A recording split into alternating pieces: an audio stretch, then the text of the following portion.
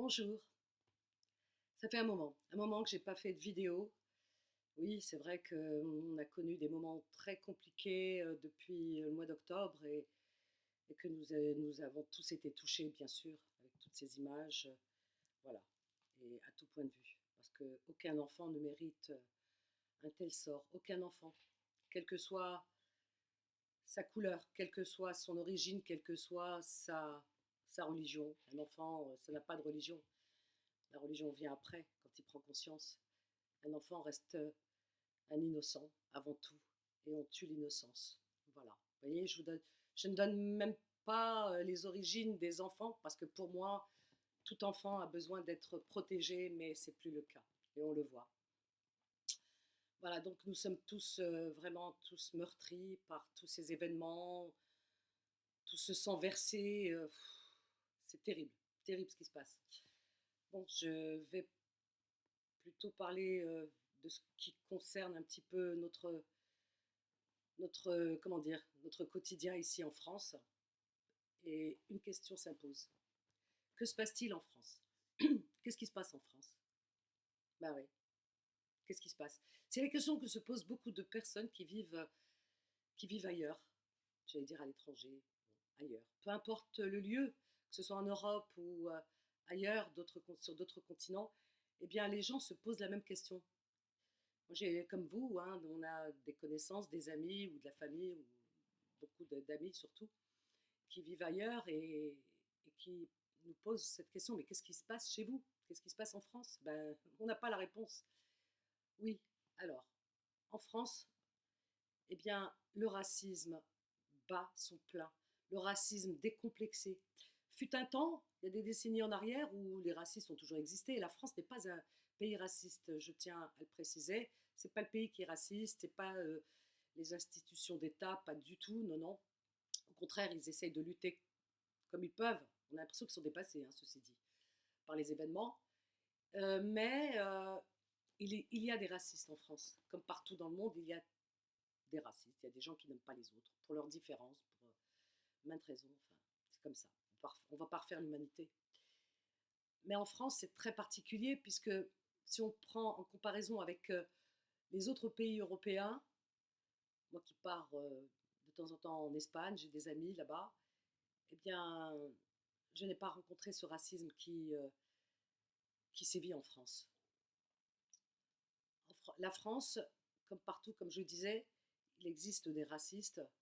Et comme je disais tout à l'heure, il y a des décennies en arrière, eh bien, malgré qu'il y avait des racistes, mais bon, on faisait avec et puis bon, on ne voyait pas trop, quoi. Ça passait en sourdine comme ça, c'était des messages subliminaux, ça nous glissait dessus, bon, on ne l'entendait pas ouvertement, donc on ne se sentait pas véritablement blessé, offusqué, tout ce que vous voulez. Mais actuellement, quand je dis c'est décomplexé, le mot est faible. C'est vraiment un euphémisme. Parce que c'est, comme on dit, Ainani, c'est flagrant, mais puissance 1000. Dire qu'aujourd'hui, il ne se passe pas un moment, dire qu'ils prennent plus de gants, il n'y a plus de tact, il n'y a plus d'arrondi, il n'y a plus rien, c'est direct. Vous allumez votre téléviseur et sur des chaînes d'infos, bon, certaines plus que d'autres, suivez mon regard, surtout une, que j'appelle la basse-cour parfois et le poulailler à d'autres fois, mais c'est la même chose. Donc il ne se passe pas un jour où vous appuyez sur votre télécommande et paf, mais n'importe quel moment hein, de la journée, paf, immigration, issue de l'immigration, musulmans, islam, islamisme, euh, euh, on serait incompatibles. On l'a appris là à nos dépens, il n'y a pas si longtemps, enfin ces derniers temps, que nous serions incompatibles avec ce pays, avec ses lois, la République, etc., que nous respectons pourtant. Non, on serait incompatibles. Alors les centaines de milliers, voire des millions, hein, les millions de musulmans qui vivent en France seraient devenus soudainement incompatibles. Voilà.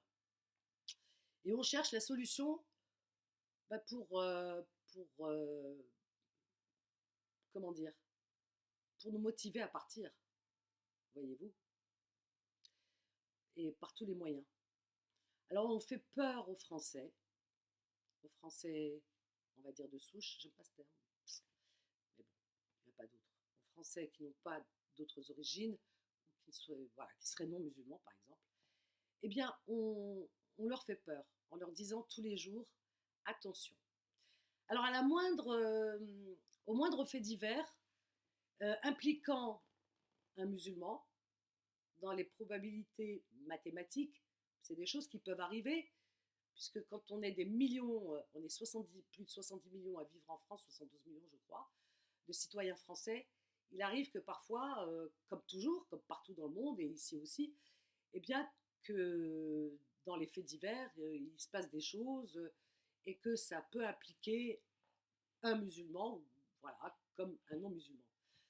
Donc les non-musulmans, on passe vraiment les passe en sourdine, mais dès qu'il y a un musulman, on s'arrête et on appuie et on appuie et inlassablement et, et puis on fait des voilà, on fait des amalgames, ça c'est clair, et on stigmatise à tout rompre, c'est à cause de l'islam, c'est à cause voilà de leur religion, etc. Comme si un délinquant qui commet un je sais pas, que ce soit un crime, bon ça c'est ce qu'il y a de plus grave, heureusement que c'est pas tous les jours que ça se passe, Dieu merci, ou un autre méfait, eh bien ce serait dû à sa religion. C'est incroyable. Quand c'est un non-musulman qui commet un acte grave, un crime, eh bien c'est un, c'est un délinquant, c'est un criminel, c'est tout ce que vous voulez, mais voilà, ça s'arrête là. Mais s'il est musulman, c'est la faute de sa religion. Voilà, on en est là, encore une fois. Et le délire va tellement loin, mais il est poussé vraiment à son paroxysme que, souvenez-vous, il y a pas si longtemps, quelques semaines, il y a des gamins de 8 ans en primaire, CE1 je crois ou CE2, des gamins de 8 ans, voilà, c'est ça, qui, voyant dans la cour de l'école, juste avant, il y a eu une rafale de vent, et donc il y a une espèce de bâche qui atterrit au-dessus d'un arbre. Donc les gamins de 8 ans, on a tous été enfants, donc ils jouent avec ça en disant ouh, enfin bref, et ils jouent au fantôme, genre il y a un fantôme, etc. Les responsables à l'école, regardez, non mais aujourd'hui on est dans un délire, mais c'est, je sais pas s'il faut en rire, pleurer, je sais plus, être en colère, je sais plus.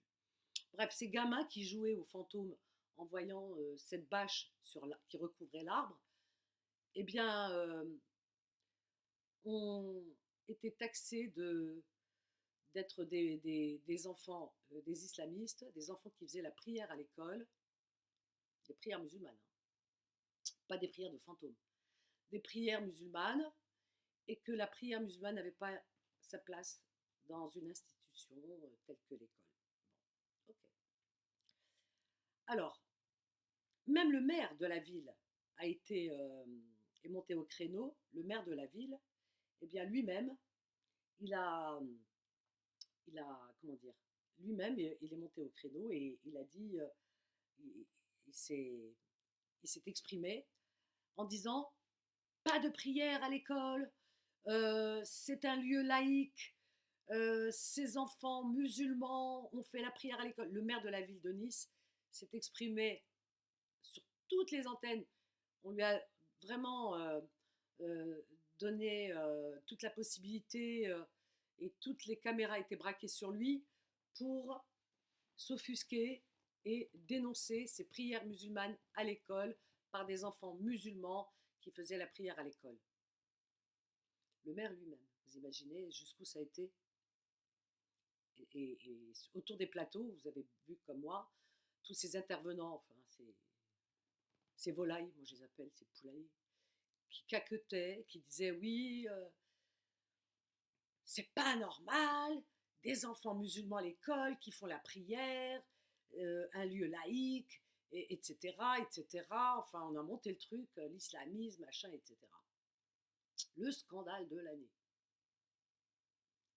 On a convoqué les parents, ils ont été au commissariat, enfin,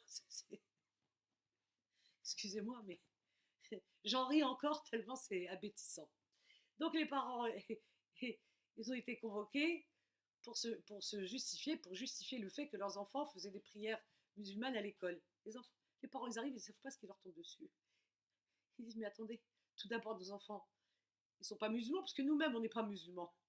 On ne sait même pas ce que c'est que l'islam. Chez nous, il n'y a pas d'islam. On n'est pas des musulmans. Voilà, il y avait de bons chrétiens, de bons tout ce que vous voulez, peut-être des athées, tout ça, mais pas de musulmans. Comment les enfants puissent faire des prières musulmanes, nos enfants, chez nous, jamais il a été question de ça, on ne sait même pas ce que c'est, quoi. Voilà, ils sont aux antipodes de quoi on les dénonce, on les accusait. Le tollé, hein. Alors, soudainement, alors, on n'a pas vu le maire, hein. Le maire, il n'est pas revenu en s'excusant, en demandant pardon, rien. Le maire, il a fait silence radio, il a fait le mort, plus rien. Et du coup, bah, vous avez bien vu, hein, on est passé à autre chose. Hop, on zappe. L'erreur monumentale, qui est grave. Comment dire, dans un monde normal, dans un endroit normal, c'est quelque chose de grave. Le maire, normalement, devrait revenir face aux caméras, s'excuser, demander des excuses auprès des musulmans d'avoir fait une erreur aussi grave. Non, le maire, walou, absent. Comment voulez-vous croire ces gens-là? Comment voulez-vous croire la politique? Comment voulez-vous croire ceux qui la représentent? Quand un maire d'une grande ville comme Nice vient mentir, voilà, aux gens en leur disant c'est des enfants musulmans qui ont fait la prière alors qu'il n'en est rien. Et quand ils ont su qu'ils ont fait une grosse bourde, plus rien. Silence radio. C'est grave. Voyez-vous? Non, on vit voilà, on est dans le délire. Les plateaux, c'est devenu, je vous dis, c'est des volailles. C'est des volailles. Ça dans tous les sens. Ça dit n'importe quoi. Vous voyez du journalisme, vous? Elle est où la déontologie? Moi, je vois pas de journalisme. Je vois pas de journalistes. Je vois pas. Ils sont tous spécialistes maintenant, hein. Spécialistes en tout. Ah ouais, il y a beaucoup de spécialistes, comment dire, en, en islam, par exemple, comment ils appellent ça, des islamologues, etc. Tout le monde prend la parole. Nous, on ne prend pas la parole. Vous voyez jamais quelqu'un de la communauté musulmane s'exprimer. On parle pour lui, c'est-à-dire on parle en notre nom. On nous accuse de tous les maux de la société, tous les maux. S'il y a un ouragan, machin, etc., c'est nous. Tout, tout, tout. Mais par contre, on n'a pas le droit de parole. On ne peut pas s'exprimer. Rien. Il n'y a pas de contradicteurs. Ils sont entre eux, entre soi, et ça parle, et ça parle. Moi, je dis bravo à Malik Bentala, parce qu'il a été, mais vraiment remarquable. Bravo, bravo à cet homme, parce que sa parodie, franchement, comment dire, elle est sublime. Il a tout compris, il a tout, vraiment tout décortiqué, mais hélas, le poulailler le dépasse. Parce que c'est impossible de caricaturer la caricature. Ils se caricaturent eux-mêmes. Ils sont là, moi-même j'envoie des tweets, hein, de temps en temps à ce journaliste-là qui a les cheveux blancs et les lunettes. Voilà, vous voyez, je lui envoie, franchement, je lui envoie des tweets, voilà, pas injurieux, hein, je reste toujours dans la politesse, dans le respect, toujours le cadre du respect, mais je lui fais des remontrances. Voilà. Et, et donc, ils sont là, taper du poing, et machin, les musulmans, les musulmans, il faut les renvoyer,